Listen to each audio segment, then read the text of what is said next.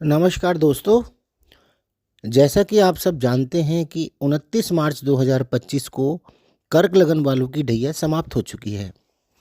ये ढैया की 2.5 वर्ष उन पर क्या बीती है ये सिर्फ वो ही जानते हैं जिन्होंने इसे झेला है। पैसों की तंगी, लोगों में बदनामी, रिश्तेदारों का मुंह फेर लेना, इन्होंने क्या क्या नहीं देखा और क्या क्या नहीं झेला।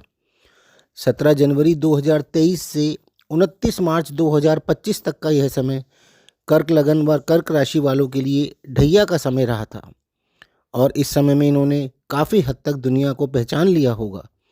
किंतु अब आपका कष्ट का यह दौर खत्म हो चुका है। अभी तक आपने क्या कुछ नहीं झेला है। अब चाहे साढ़े साती हो या ढैया हो, यह समय कष्ट में ही बीतता है।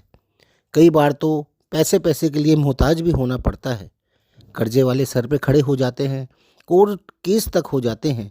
दिमाग पर इतना प्रेशर हो जाता है कि आदमी सोचता है कि ऐसी ज़िंदगी जीकर भी क्या करना है। किंतु अब आप इस परीक्षा से निकल चुके हो। आपका बुरा समय निकल चुका है।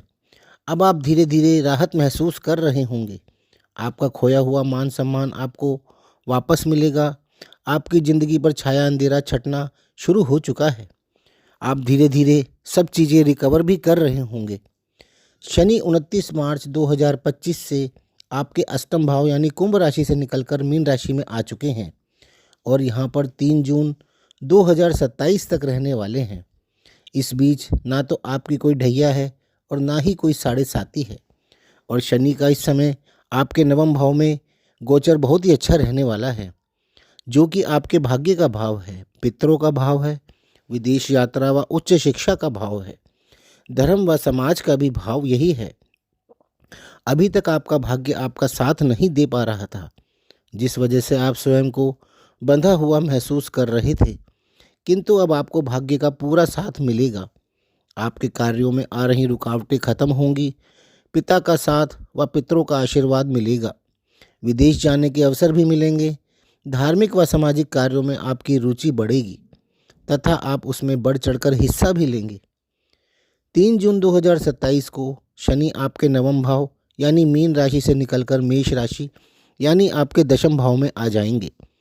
हम यदि लगन के अनुसार देखेंगे तो दशम भाव में आ जाएंगे और यदि चंद्र राशि कर्क के अनुसार देखेंगे तो भी चंद्र राशि से दशम भाव ही पड़ेगा।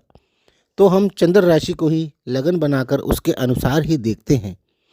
तो दशम भाव में शनि 3 जून 2027 को आ जाएंगे और यहाँ पर भी करीब 2.5 वर्ष यानी 9 अगस्त 2029 तक रहेंगे।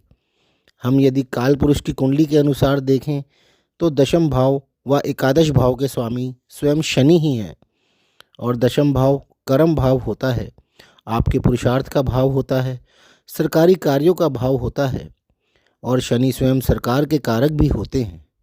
कर्क लगन व राशि वालों के लिए यह समय भी ढैया या साढ़े साती से मुक्त है। इस समय में ना आपकी कोई ढैया है और ना ही कोई साढ़े साती है। यह समय आपको सरकारी कार्यों में आ रही परेशानियों को खत्म करने का समय है तथा आपके सरकारी कार्यों को आसान भी करेगा। चाहे वह कोई एग्ज़ाम हो, कोई सरकारी पद प्राप्ति हो या कोई प्रमोशन हो या कोई चुनाव से संबंधित कार्य हो, आपकी विजय होना काफ़ी हद तक निश्चित है। आप इस समय अपनी मेहनत व पुरुषार्थ से इसे हासिल कर सकेंगे। आपके अच्छे कर्म भी आपको अपना फल अवश्य देंगे। इसके बाद 9 अगस्त 2029 को शनि आपके दशम भाव यानी मेष राशि से निकलकर वृष राशि में यानी आपके एकादश भाव में प्रवेश कर जाएंगे। काल पुरुष की कुंडली में एकादश भाव के स्वामी भी शनि ही हैं और यह समय भी कर्क वालों के लिए ढैया व साढ़े साती से पूरी तरह मुक्त है। यहाँ पर शनि 31 मई 2032 तक रहेंगे। एकादश भाव लाभ भाव होता है और यहाँ पर हर ग्रह का फल अच्छा ही मिलता है। शनि यहाँ पर रहकर आपको जीवन में लाभ ही लाभ देंगे। आपकी आयु को भी लंबा करेंगे, क्योंकि एकादश भाव में बैठे शनि की दशम दृष्टि आपके अष्टम भाव यानी आयु भाव पर होगी। इस समय में आपको अपने मित्रों से लाभ, चाचा ताऊ से लाभ तथा बड़े भाई बहनों से भी बहुत लाभ मिलेगा। तो दोस्तों, यह 31 मई 2032 तक का समय आपके लिए बहुत ही अच्छा रहने वाला है।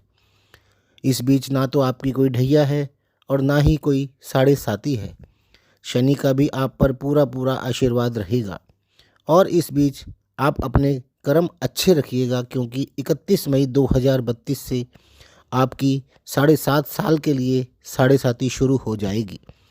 और यदि आपके कर्म अच्छे होंगे तभी आप शनि के प्रकोप से बच पाएंगे, अन्यथा आपको शनि के कोप को भोगना ही भोगना पड़ेगा।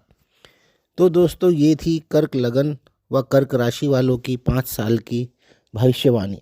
आपको यदि ये अच्छी लगी हो तो इस वीडियो को लाइक ज़रूर करें और हमारे चैनल को सब्सक्राइब भी कर लें।